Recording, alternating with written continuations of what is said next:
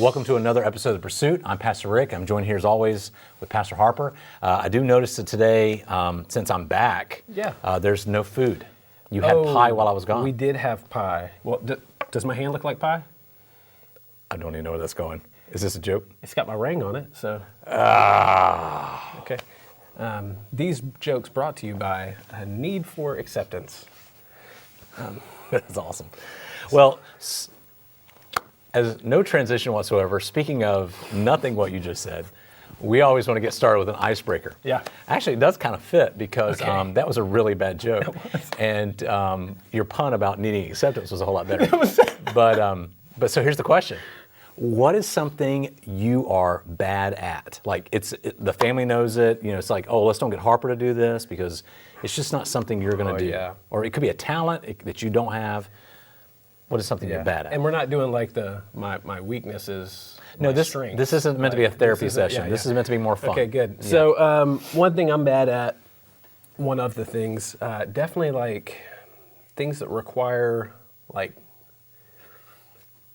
workmanship around the house. Okay. So if there is like woodworking or some kind of stuff like that, I'm not going to be out there building my own deck by any means. Yeah. Or putting together a shed. Yeah. I remember you and I were asked to help the other pastors with a member of our church was putting up some sheetrock, and we were like, we were working, but we were the grunts, and we were there for comedy relief, really. So that was helpful. That was very much so the fact. I mean, I could do that stuff with like building projects, but if I'm going in and this is your job, I'm gonna let you take it over. Mm-hmm. But if it's my place, I'm like, I got this. Yeah, if I was at gunpoint, I could do it, but otherwise. Yeah. So for me, I was going to take it at more of a less extreme. It's pretty obvious, but I am not very good at singing. I'm just not that. So I've always embraced it. Mm. So I mentioned it last week. I'm the pastor that's not going to break out in a worship, like singing during the sermon. But I will sing, and my kids get a kick out of it. I'm not as bad as we have family members that we joke about when they come to visit the church. Our kids are looking at them funny, but yeah, this is not something I'm good at. I'm that guy that will start high because Nate starts high and then realize I can't go there. So the next verse is me hitting the Barry White bass. Nice. And there have been times the people in front of me have done the whole looking back, and I'm like, yeah, it's me. I don't know what pitch is. Maturity just yeah. Right. What just happened there? Yeah. Nice. All right, well, so take this time with your group. Maybe have it as a fun thing. This isn't meant to be a moment of therapy in the group. Yeah. Something that you would say it's just not your skill set, you're bad at.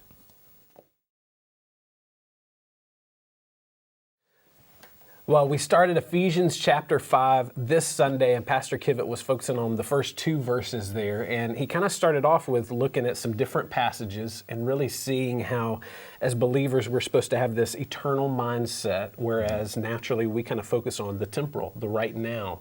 And so that's easy to get into, but as it talks about in Ephesians 1, we're supposed to be imitators of God. And since we are children of God, we do that. He talked about how his kids do that, and I think, children naturally imitate those people they're around, like their parents and other loved ones and stuff. And so, as we think about that, okay, well then who are we imitating? Who are we around? Who are we wanting to imitate more than God almost? And so it kind of brings up this question of what are the things that our culture values and celebrates even, because that's typically kind of what can rub off and what we can end up imitating instead of imitating God many times. Yeah, and I can frame that because you mentioned the idea of like children imitating, just like he says, like Paul says. I was going to ask which one, like for your kids, which one imitates who? Do you have, because you have 3, is there one that's like you more than the others? So I would say recently, Maddie has been doing this where if we have people coming over or whatever, like her thing is, oh, they're here. It's like a couple hours early. And so, just to mess with you? Oh, yeah. And I'm like, wow, that's a jerk move. And then I'm thinking, where did you get this from? Oh, me. Okay. Yeah. That's true. Yeah.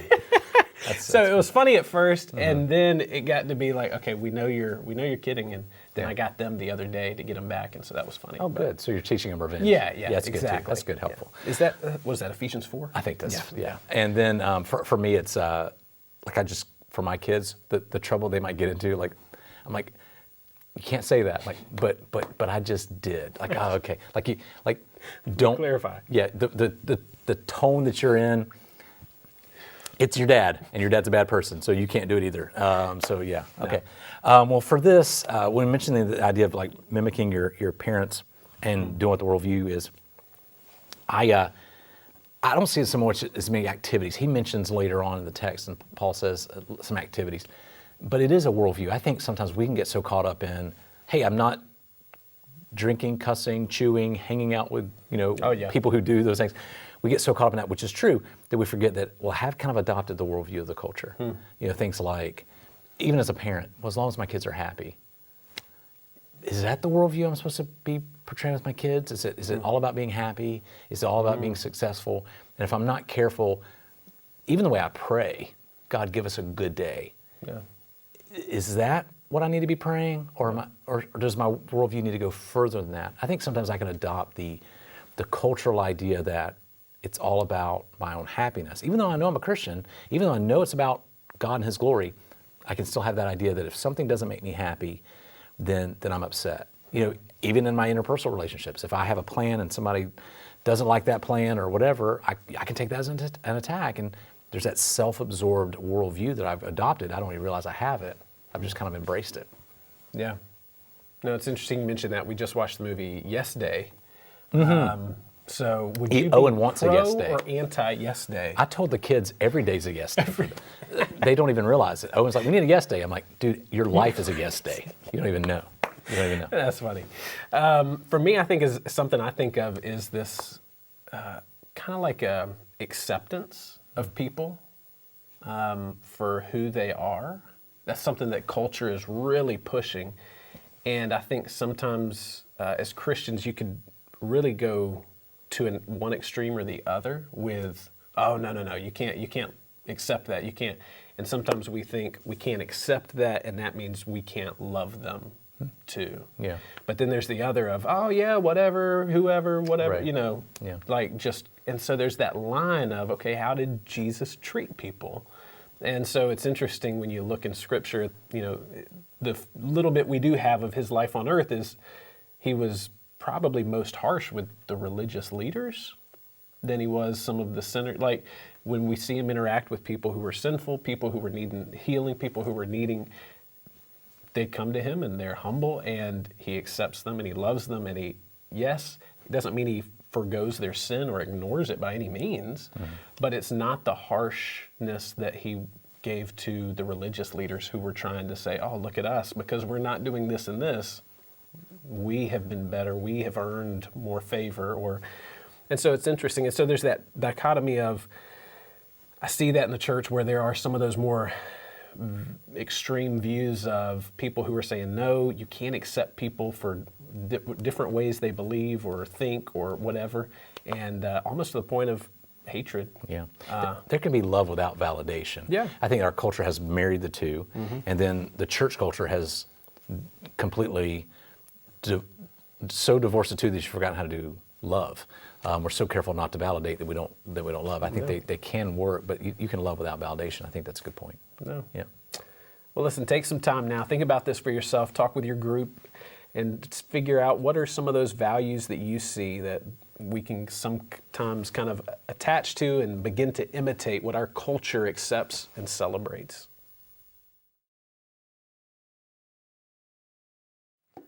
Well, continuing in the discussion, we just looked at how our world and our culture, what they value. But now the next question is, okay, to think differently, we have to think about what is it that God values or celebrates. Yeah. So this could be an exhaustive question, but maybe think of the first thing that pops in your head is, what are the things that God values and or celebrates? Yeah. As Pastor Kivett talked about, he went through how we imitate God, and he started through these 3 steps, which he's going to take the next couple of weeks to even expand on a little bit. And so today we just talked about walking in love. And so the first thing that he said there, the first one was forgiving love. So as he talked about this, he said this statement, no one will ever act as badly towards us as we've acted towards God. And so when we fail to forgive, we are putting ourselves almost in that role of God, where, and so it kind of goes, as I'm hearing this, I'm thinking of the parable of the guy that forgives this servant of so much, this debt that he could have never paid, forgives him, and then that guy goes on and he's trying to, hey, you got to pay me my debt. Some guy that owed him, and it was a little bit, and he tries to do that, and the other guy finds out, he's like, why would you do this? Like, I just forgave you of all of this, and you're going to worry about a few bucks? Like, what is that? And so in that, I think of that forgiveness. There's something about being forgiven and letting it impact you and impact the way you relate with others. Again, where kind of as Pastor Kivett was talking with one of the other points even, but just kind of our hearts breaking for what breaks God's heart. And so as we do that, forgiveness has to be in there. And I think that's one of those big things of you forgive people. It doesn't mean, again, there's that both extremes on that, even as we talk about it. But yeah, and I think it all is all encapsulated with the idea of God values people, where we may not, like we've talked ad nauseum about certain things, specifically our types, Enneagrams, and I'm a type 2, you're a type 3, so you're the success oriented. I'm the what could sound spiritual. I'm the encourager, but it's all for naught. I'm doing it for their own attention. So I'm not really valuing the people. I'm valuing what they give me. And you're not. You could be negative in that sense. You can be you're not valuing the people. You're valuing in their affirmation of your success. Yeah. And so to really value people, it means we listen and listen well, which we're not very good at. I mean, I could be there, even in a counseling session, talking. You're talking to me, and I'm already thinking about my next response, and I'm not hearing what you're saying. Yeah. And I've done that before and missed it. And so to listen to people and listen well, I think is really beneficial. That's where we'll really get to know people. We'll those things you talked about for forgiveness. Hey, if I listen to the person instead of assuming the worst, right, I'm probably going to be. I find the need not to have to forgive them because they really haven't offended me. It's just been something I thought they offended. Yeah. And so I think valuing people a lot more than just what they bring to us, whether it be affirmation, whether it be success or whatever. I think that's a big point to this. And how do I value those people well? Yeah. We'll take some time right now with your group to discuss what you think immediately when you hear the phrase or the question, what are the things that God values and or celebrates?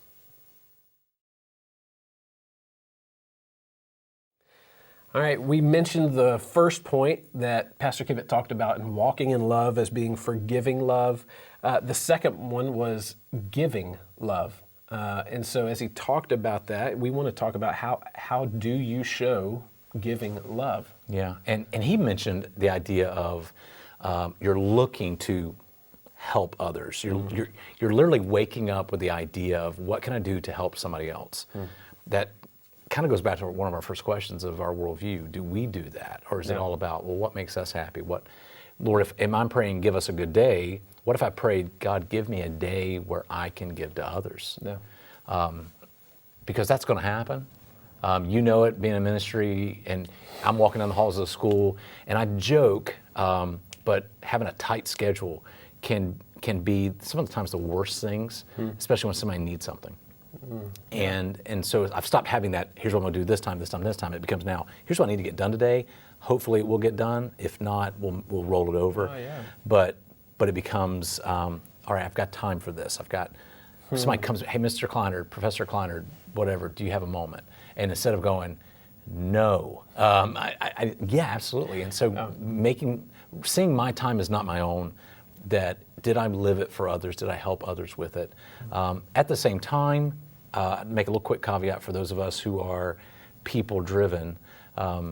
If we're not careful, we can be people-driven and ignore family because we always feel like we have to help other people. Oh, yeah. I'm reminded, I won't name the name, but one of my favorite Christian authors, I read his biography once, and I love the guy, I love all of his books.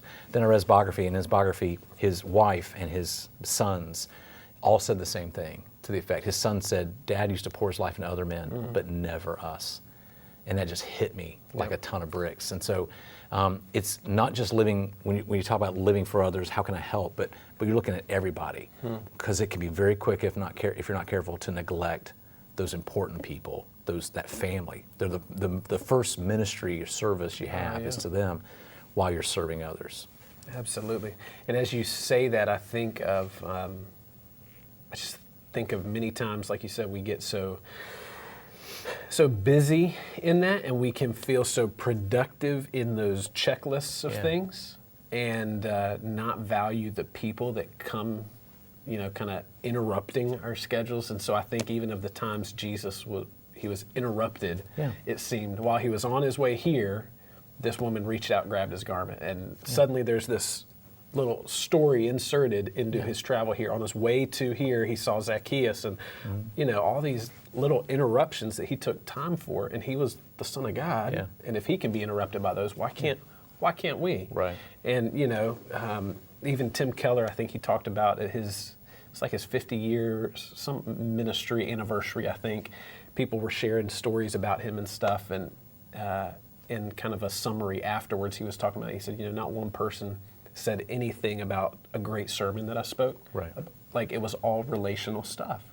And so when you think about that, as much as we think our work is very productive and I'm successful because I've done this, this, and this, who's going to care if you did this on time or this on time? Is anybody really going to notice? Or what about when you rejected that person or you weren't available? Like Pastor Kivett was talking about even, with giving love, it doesn't have to just be, a lot of times we think, oh yeah, I'll write a check, I'll do this, or this is easier for me to give this, or let you borrow this, or whatever, give.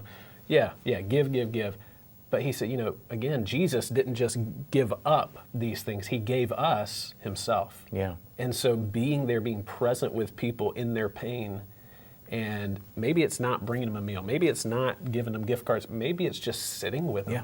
Maybe it's just like you talked about, listening to them, hearing them and letting them know there's someone there who empathizes with me and can feel, like you were talking last week, that gut wrenching, I feel it, what you're going through, and that's something that is invaluable. Yeah.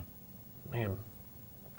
Well, take some time now. Talk about this with your group. How can you show giving love?